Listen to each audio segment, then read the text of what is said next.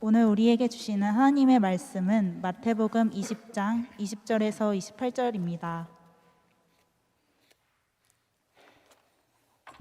그때 세베대의 아들의 어머니가 그 아들들을 데리고 예수께 와서 절하며 무엇을 구하니 예수께서 이르시되 무엇을 원하느냐 이르되 나의 이 두 아들을 주의 나라에서 하나는 주의 우편에 하나는 주의 좌편에 앉게 명하소서.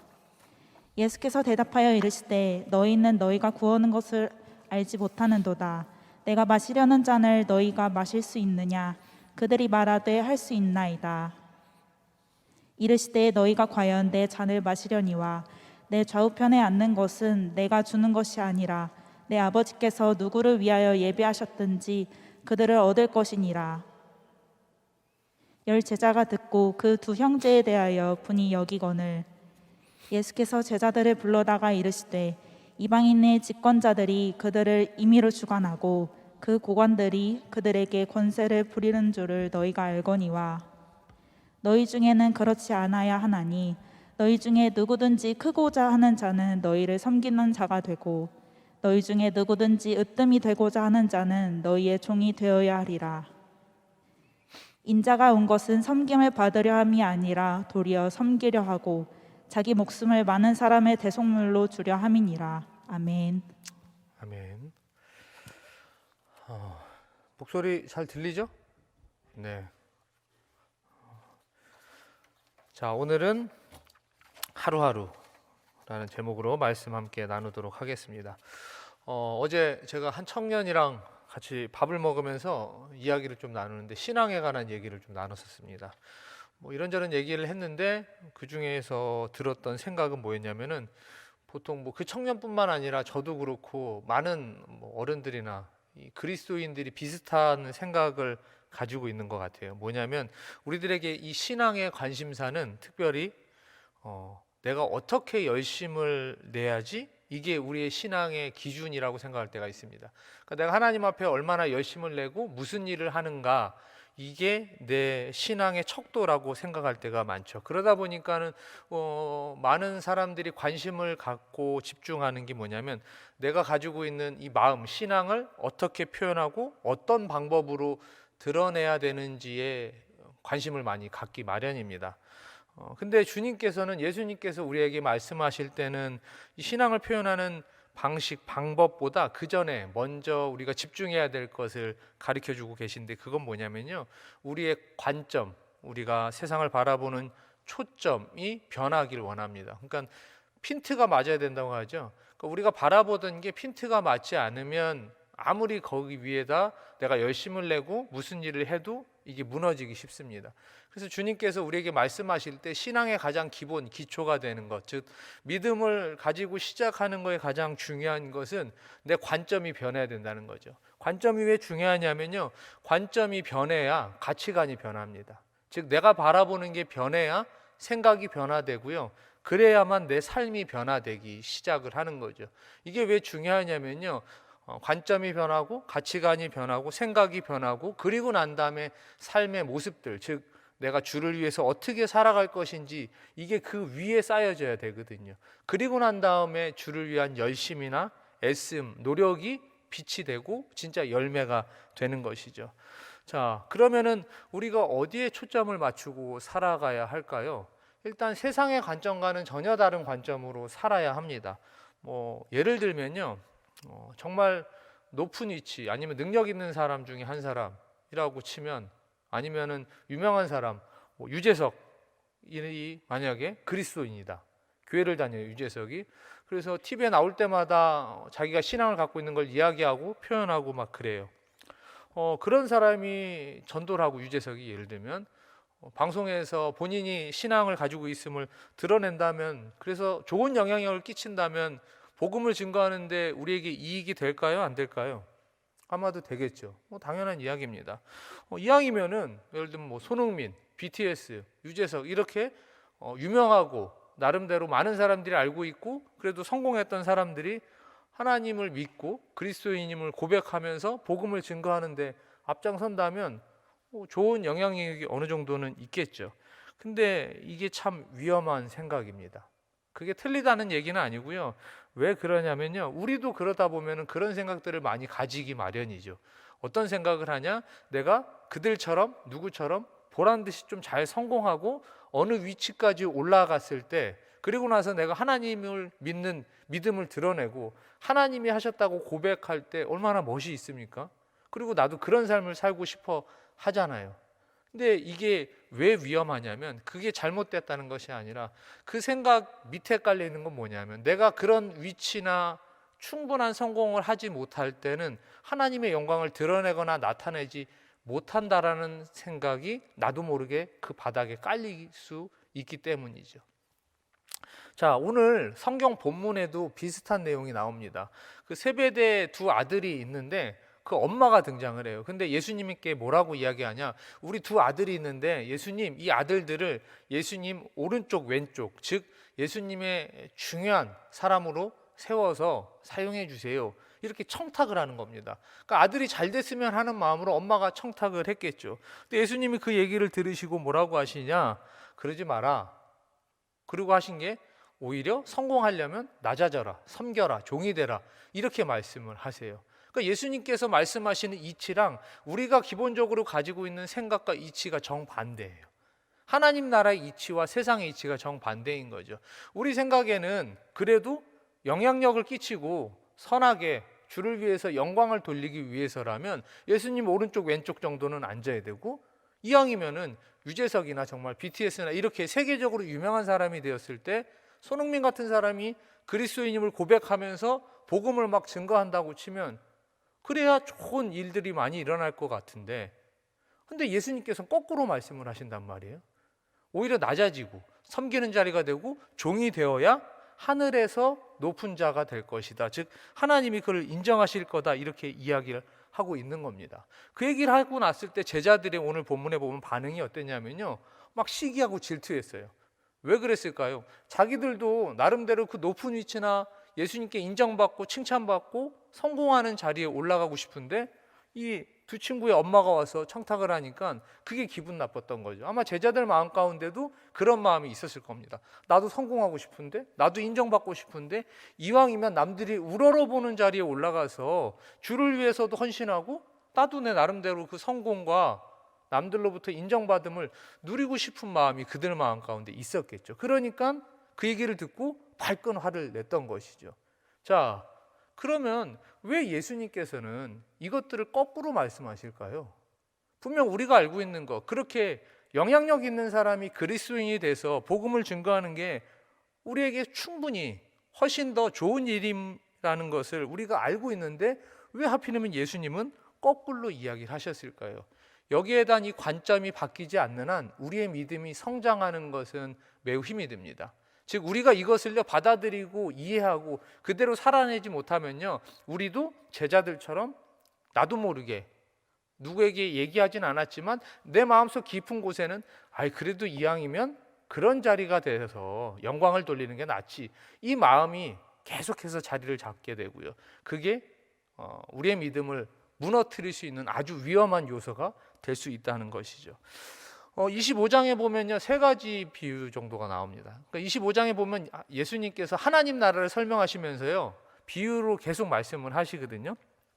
그 중에 우리가 잘 알고 있는 달란트 비유가 있어요. 달란트 비유가 뭐냐면은 한 주인이 아직 안 띄워도 돼요. 띄우라고 하면 띄우면 돼요. 열심을 내서 그래요. 우리 성재 간사님. 자, 달란트 주인이요, 꼬였잖아요. 자, 한 주인이 있었는데 외국으로 멀리 가면서 기한을 두지 않았어요. 내가 언제 갔다 언제 올 거다 이야기하지 않고 오래 갔다 올 건데 그동안 너희들이 일을 해라 그러면서 5달란트 맡기고 2달란트 맡기고 1달란트 맡겼어요. 그리고 나서 오랜 기간, 얼마나 오래인지 모르겠지만 한참 뒤에 다시 돌아왔단 말이에요. 그리고 난 다음에 5달란트 맡긴 종한테 찾아갔더니 5달란트를 또 남겼어요. 10달란트가 됐죠. 2달란트 맡겼던 종한테도 갔더니 2달란트를 또 남겼어요. 그래서 그 두 종이 칭찬을 받아요. 뭐라고 칭찬받냐? 착하고 충성된 종아, 적은 일에 충성했으니 내가 많은 것을 맡기고 주인의 즐거움에도 참여하게 해줄게, 이렇게 이야기를 해요. 근데 마지막에 이제 1달란트 받은 종, 우리가 잘 알고 있는 내용이죠. 이 종은 어떻게 했냐? 땅에 그냥 묻어놨었어요. 우리가 이 한 달란트 땅에 묻어놓은 종을 생각할 때 설교를 보통 어떻게 되냐면 불성실하고 게을렀던 종이라고 우리가 많이 듣고 있습니다. 그는 그냥 그렇게 묻어놨었거든요. 그리고 주인이 왔을 때 그걸 도로 파갖고 한 달란트를 가져갔단 말이에요. 근데 그때 혼이 나죠. 자, 여기서 예수님께서 이 비유를 말씀하시면서 우리에게 깨닫게 하고자 했던 포인트가 어디일까요? 게으르면 안 된다, 뭐 이런 걸까요? 일찍 일어나고 열심히 일하고 주를 위해서 배로 막 남겨야 된다, 이런 교훈을 주시기 위해서 우리에게 말씀해 주셨을까요? 아닙니다. 자, 만약에 이 종이 정말 게으르고 미련했다면 그 돈을 그냥 땅에 묻어놨을까요? 만약에 미련했다면 나름대로 미련한 사람들 있죠. 이걸로 나도 장사를 해서 많이 남겨봐야지, 오히려 이러고 나서 장사를 했다가 까먹었겠죠. 그게 미련한 사람이고, 유능한 사람은 많이 남겼던 사람이 유능한 사람이겠죠. 게으른 사람 같으면 어떻게 했을까요? 제가 상상을 해봤는데 아마도 그 돈을 주인이 언제 올지도 모르니까 어쩌면 다른 데다가 썼을 수도 있어요. 흥청망청 그냥, 야, 주인이 언제 오겠냐? 언제 온다고 말도 안 했는데 그까짓 거 올지 않을지도 모르는데, 그리고 그냥 허랑방탕하게, 아니면 자기가 필요한 거 그냥 조금씩 야금야금 쓰고 있었을 수도 있단 말이에요. 근데 이 게으른 종이라고 알고 있는 이 한 달란트 받은 사람은 그러지도 않았어요. 사업을 한 것도 아니고 자기가 까먹은 것도 아니고 그냥 가만히 묻어놨단 말이에요. 그리고 나서 주인이 돌아왔을 때 그거를 땅에서 파서 다시 한 달란트를 가져갔더니 그 주인에게 혼이 나죠. 자, 여기서 포인트는 뭐냐면 그가 미련했다, 그가 게을렀다, 이게 포인트가 아니에요. 자, 여기에 포인트는 뭐냐면요, 그 한 달란트 갖고 있는 사람의 성품을 드러내주는 성경 구절이 아까 띄웠던 성경 구절입니다. 자, 다시 한번 띄워주세요. 자, 보면은 한 달란트 받았던 자가 와서 이르되 주인이여, 당신은 굳은 사람이라 심지 않은 데서 거두고 해치지 않은 데서 모으는 줄을 내가 알았으므로 두려워서 내가 나가서 당신의 달란트를 땅에 감추어 두었나이다. 보소서 당신 것을 가지셨나이다. 이렇게 이야기하는데, 요거를 현대인의 성경으로 바꿔서 읽어보면 이 한 달란트 갖고 있는 사람의 성격이 어떤지 훨씬 더 잘 드러나요. 자, 읽어볼까요? 우리 채연이가 시작. 그런데 한 달란트 받은 사람은 와서 주인님, 나는 주인님이 아무 수고도 하지 않고 남이 심고 뿌려놓은 것을 거둬들이는 지독한 분이라고 알았습니다. 그래서 나는 두려워서 주인님의 돈을 땅속에 묻어두었다가 가져왔습니다. 보십시오, 주인님의 돈이 여기 있습니다 하였다. 아멘. 자, 보면요, 뭐라고 하냐면 제일 중요한 단어가 당신은 지독한 분이라는 걸 내가 알고 있어요, 이렇게 이야기하는 거예요. 자, 화가 나 있는 것 같죠? 뭔가 기분이 안 좋아요. 지금 이 종이요, 한 달란트 받은 사람이 자기 마음에 뭔가 불평과 불만이 가득해요. 뭐가 불평과 불만으로 가득했을까요? 그의 마음 가운데는 주인으로부터 자기가 한 달란트밖에 못 받은 거에 대한 불만이 가득해요. 쟤는 5달란트 줬고 얘는 2달란트 줬는데 왜 나는 한 달란트밖에 안 줘? 즉 나를 고모양 고꼴로 봤다는 거죠.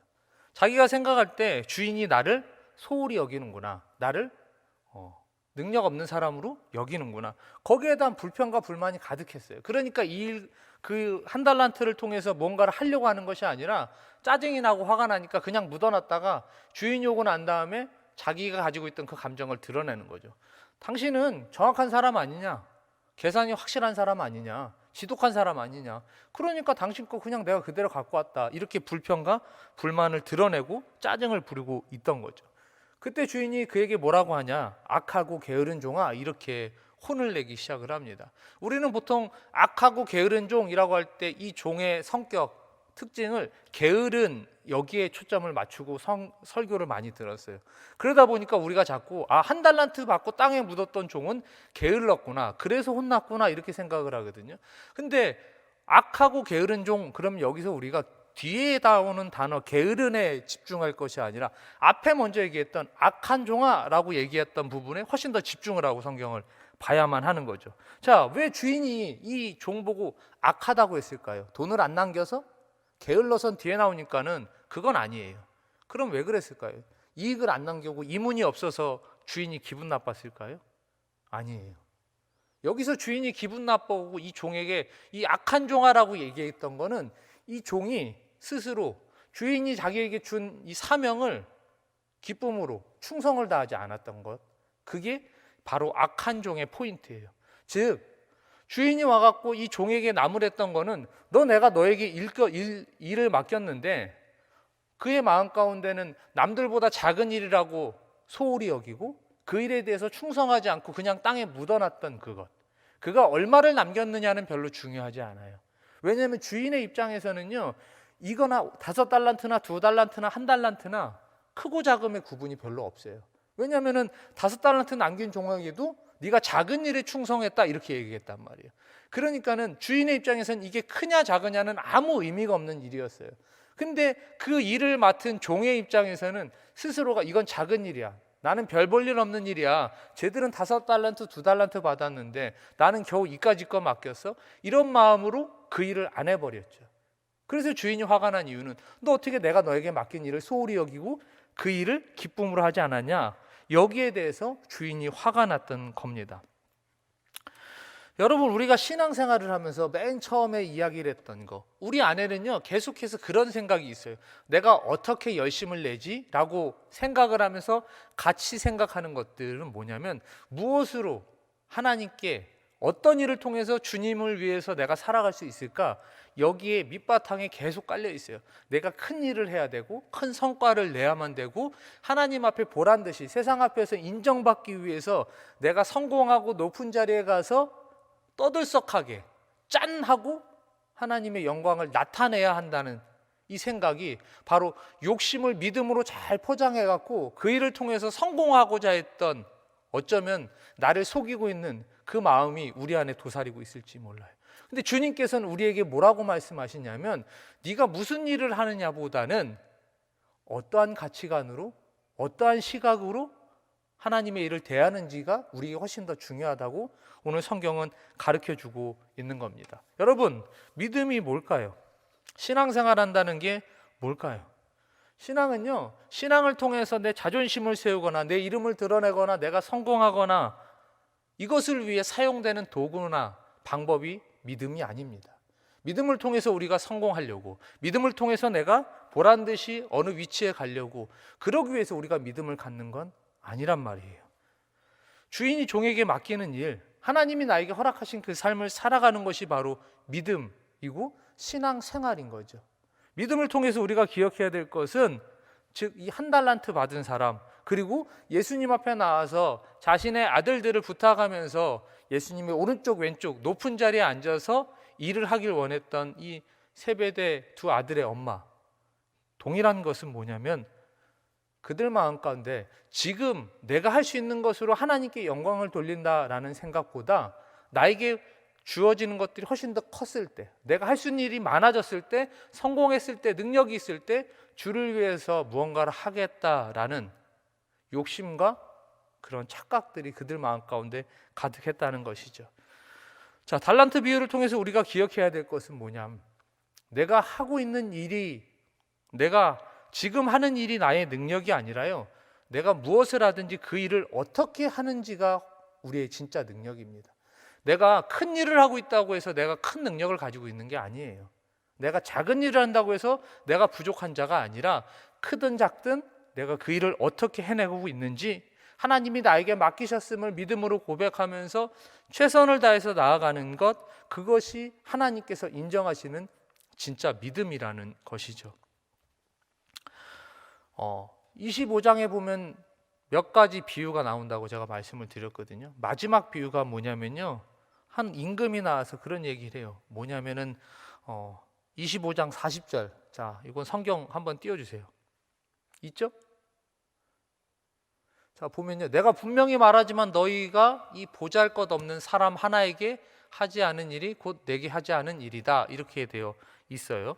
40절에 지금 나오진 않지만 40절에는 반대로 얘기해요. 네가 이렇게 작은 자에게 한 게 내게 한 거고, 이렇게 작은 것에 하지 않은 게 나에게 하지 않은 거다, 이렇게 이야기를 해요. 이 비유에는 두 가지 의미가 담겨져 있어요. 뭐냐면 평상시에 만나는 불쌍하고 연약한 사람을 돕는 게 하나님을 위해 하는 거다, 그 사람들을 돌보지 않으면 하나님께도 하지 않는 거다, 이렇게 말씀하시는 비유의 의미가 하나 있고요. 두 번째 비유는 뭐냐면, 이게 25장을 총 정리하는 마지막 절이거든요. 그러니까 25장에 나오는 모든 비유에 적용되는 거예요. 즉 뭐냐면 하나님께서 우리에게 원하시는 것은 지극히 작은 것 하나하나에 하나님을 대하듯이 하나님이 나에게 맡기신 일이라고 기쁨으로 최선을 다하는 게 바로 주님께서 원하시는 삶이라는 거예요. 내가 지금 만나는 불쌍한 사람에게 손을 한번 내민 게 주님께 하는 것이듯 아주 작은 일이고 연약하고 부족해 보이는 것이지만 그 일을 내가 기쁨으로 감당했을 때 한 달란트 받은 자가 불평하면서 묻어둔 것이 아니라 한 달란트임에도 불구하고 내가 최선을 다하고 기쁨으로 믿음을 가지고 대할 때 하나님께 하듯이 하나님께서 그 영광을 받으신다는 얘기가 바로 25장 전체를 마무리하는 45절에 나와 있는 겁니다. 여러분, 여러분에게 작은 한 달란트가 뭘까요? 하나님이 우리에게 맡기신 작은 것들이 있어요. 하루하루 보내는 시간, 내가 대단하게 여기진 않았지만 매일 만나는 사람들, 내 일상의 삶, 내가 그냥 흘려보냈던 그 시간들을 통해서 하나님께서는 그 작은 것을 통해서 주께 영광 돌리는 삶을 살아가길 원하세요.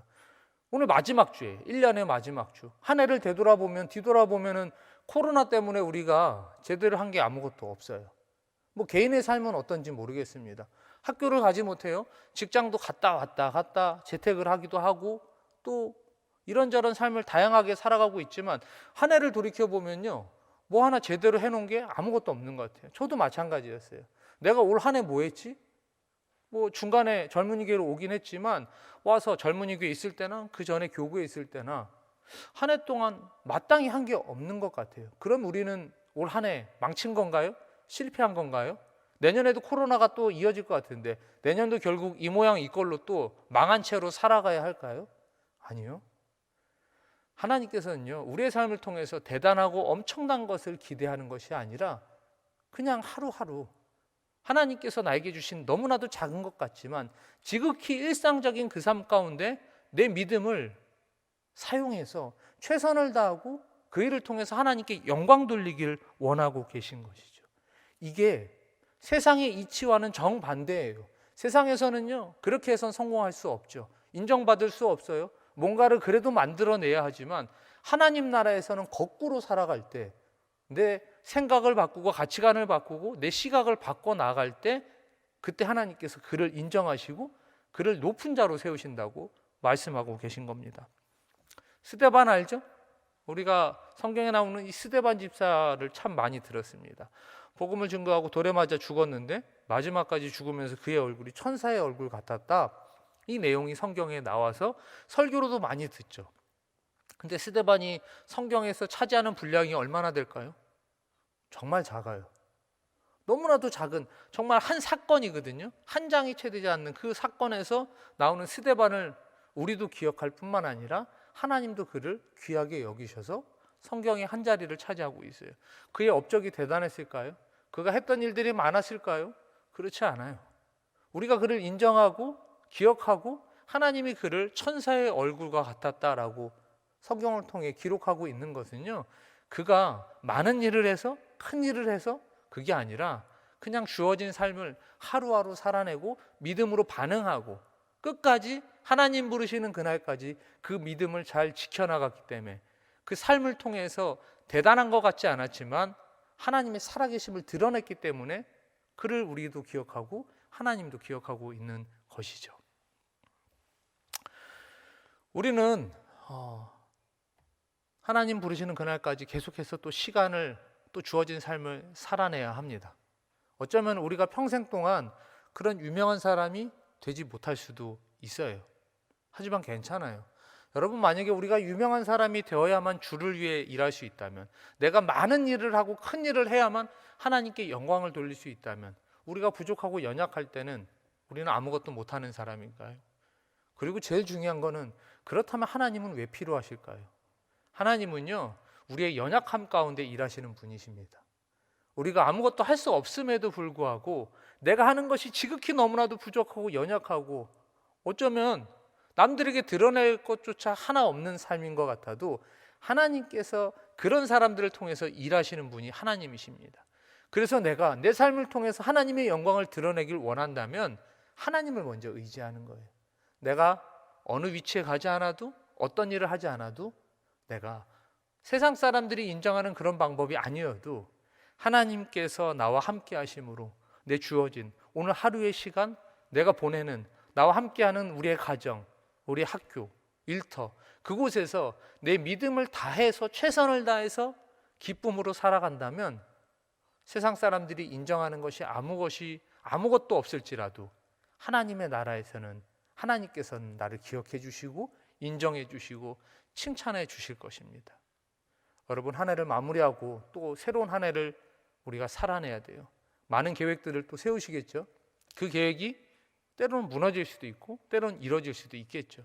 하지만 그보다 가장 중요한 것은 오늘 하루를 주님과 함께 살아내는 것, 내가 오늘 하루 중에 일부를 주님을 위해서 헌신하는 것, 오늘도 주와 동행하는 것, 그 삶을 살아가는 것이 바로 하나님께서, 예수님께서 나에게 가장 원하시는 겁니다. 하루하루 똑같이 반복되는 일상 가운데 우리는 세상과 다른 삶을 살아야 됩니다.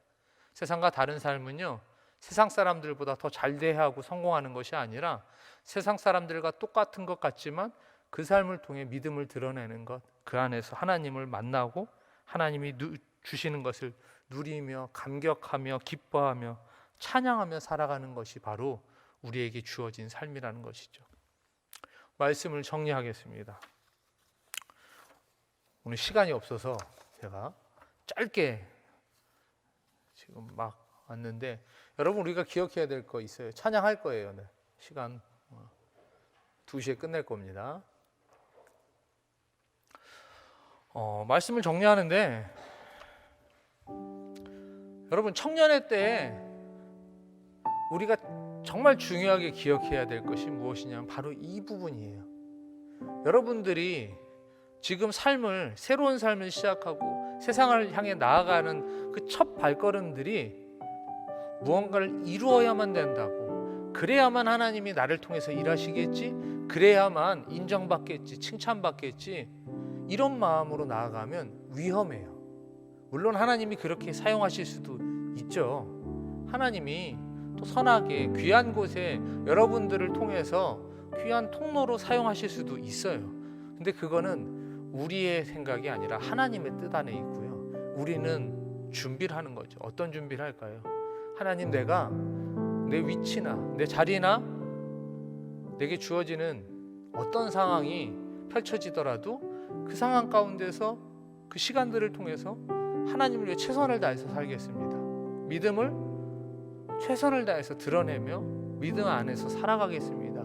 이 마음이 우리의 밑바탕에 먼저 깔려야만, 그리고 난 다음에 하나님께서 나를 어느 곳에 세우시든 보내시든 그 자리가 어느 자리든 어느 위치든 우리는 기쁨으로 그 일을 감당할 수 있게 되는 겁니다. 부디 우리가 나도 모르게 세상에 속고 욕심에 속아서 믿음으로 겉으로는 포장된 것 같지만 내 욕심을 채우기 위해서 많은 것을 가지려 하는 삶이 아니라 지금도 함께 하시는 그 하나님을 바라보며 내가 가진 시간, 내가 가지고 있는 능력, 부족하고 연약할지라도 주를 위해 드리겠습니다. 이렇게 고백하여 하나님 나라에서 인정받고 칭찬받는 여러분들 되시길 주의 이름으로 간절히 축복합니다. 이 시간 우리 함께 찬양하고 기도하도록 하겠습니다.